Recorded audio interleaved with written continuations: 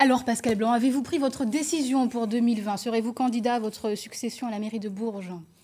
Bon, sincèrement, je n'ai pas pris ma décision. Vous savez, on veut déjà préparer les élections avant qu'on ait terminé le mandat. Il nous reste encore 1 an et demi de mandat. Donc je me consacre avec toute mon équipe municipale à terminer ce mandat avec un challenge important. Vous l'avez dit tout à l'heure dans votre reportage, c'est de remettre en conformité les finances de la ville.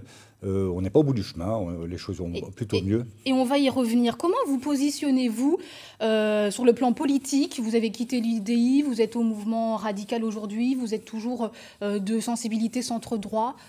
Oui, tout à fait. En fait, les valeurs qui m'animent depuis le début sur les valeurs d'humanisme, de laïcité, je suis un pro-européen, donc je me retrouve totalement dans ma famille politique, qui est le mouvement radical social-libéral. Alors, on l'a dit, la ville de Bourges a dû faire face à d'importantes difficultés financières depuis 2014. Où en sont les comptes de la ville aujourd'hui? Mieux, mais voilà, les choses restent à faire. Nous sommes sortis d'une situation très compliquée, puisque nous avions en 2014 tous les critères pour être sous tutelle de l'État. Donc nous avons fait des efforts collectivement, que ce soit l'ensemble des services, l'ensemble des élus et la population, pour remettre le navire à flot, une fois encore, avec l'objectif qu'à la fin de ce mandat, la situation soit conforme, de manière à ce que l'équipe qui reprendra la suite ne revive pas ce qu'on a vécu difficilement là depuis 2014. Et le programme de rigueur que vous avez dû mettre en place depuis 2014, on l'a dit, a suscité beaucoup de grogne chez les berruyers. Vous la comprenez, cette grogne? Augmentation des impôts, certains projets annulés? Non, il n'y a pas eu de projet d'annulé. Je tiens à signaler que nous avons réussi ce pari à commencer à désendetter la ville, puisque nous sommes passés de 143 millions d'endettement à 131 en 3 ans. Et puis nous continuons à investir à hauteur de 23 millions d'euros. C'est à peu près la moyenne depuis 2008 au moins. Donc on continue à investir notamment des éléments, des équipements structurants qui sont majeurs pour la ville. Alors aujourd'hui, Bourges fait partie des villes qui bénéficient du plan gouvernemental Action Cœur de Ville. Ça va vous faire des sous, justement. Comment est-ce que vous allez concrètement utiliser ce budget pour redynamiser le centre-ville de Bourges? D'abord, le budget, on ne le connaît pas. À moins que le gouvernement nous donne les 5 milliards dédiés aux 222 villes. Mais plus sérieusement, nous sommes en train de bâtir. Nous venons de signer la convention avec l'État donc le 30 septembre dernier. Nous sommes en train de bâtir rapidement, parce que moi je le connais très très vite, de manière à ce qu'à l'été prochain, on ait un plan d'action chiffré et de manière à rapprocher, je dirais, les dépenses aux recettes attendues éventuellement. Concrètement, quelles sont vos pistes pour redynamiser le centre-ville? On voit beaucoup que des commerces ferment, il y a des centres commerciaux en périphérie des villes. C'est le cas de nombreuses villes qui viennent concurrencer le centre-ville. Comment vous allez faire? Vous savez, c'est à peu près le même schéma. Pour redynamiser un centre-ville, il faut quoi? Il faut s'occuper des commerces, il faut s'occuper de la réhabilitation des commerces, il faut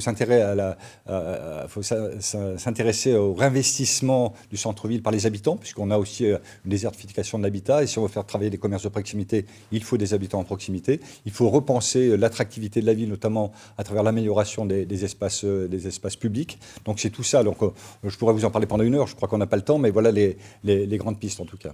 Alors autre sujet dont on parle très régulièrement à Bourges, Pascal Blanc, c'est bien sûr le chantier de la Maison de la Culture. On a appris il y a un mois environ que le coût de ce chantier allait s'alourdir, plus de 32 millions d'euros contre 27 initialement. La part de la municipalité va augmenter, c'est inquiétant, à moins d'1 an et demi de l'échéance de ce chantier. Alors, je ne vais pas être trop technique, simplement pour rappeler que ce projet a peiné au début. Notamment, je veux rappeler que certains élus socialistes en particulier ont ralenti le démarrage de ce projet. Un projet très controversé, notamment par les écologistes. Il a fallu abattre 80 arbres sur la place Zéro. Là, ce que je veux dire par rapport au coût, c'est-à-dire, j'avais bien dit à l'époque, plus vous allez retarder le projet, plus il va coûter cher, par les formules de revalorisation qui sont venues aussi impacter. C'est vrai qu'on a eu des appels d'offres qui n'ont pas été positifs, comme on l'espérait. Et puis, contrairement à ce que vous dites, si on regarde, toutes choses étant égales par ailleurs, mécénat compris, parce qu'il y a une différence en termes de mécénat, en termes de montant, la facture aura augmenté, le reste à faire pour la ville de Bourges est de 280 000 euros sur un budget de 32 millions d'euros. Donc, oui, ça fait des années qu'on en parle de cette nouvelle maison de la culture à Bourges, qui avait vu la première il y a plusieurs dizaines d'années. Quand est-ce qu'on va la voir enfin terminée? Écoutez, on a démarré donc, au mois de mars cette année la construction. Donc là, on voit le gros œuvre est en cours. L'objectif, c'est que ce beau bâtiment nécessaire à la ville, au département et à la région, soit opérationnel au cours de l'été 2020. Été 2020. Merci beaucoup Pascal Blanc d'avoir été l'invité politique du 19-20 ce soir. Merci.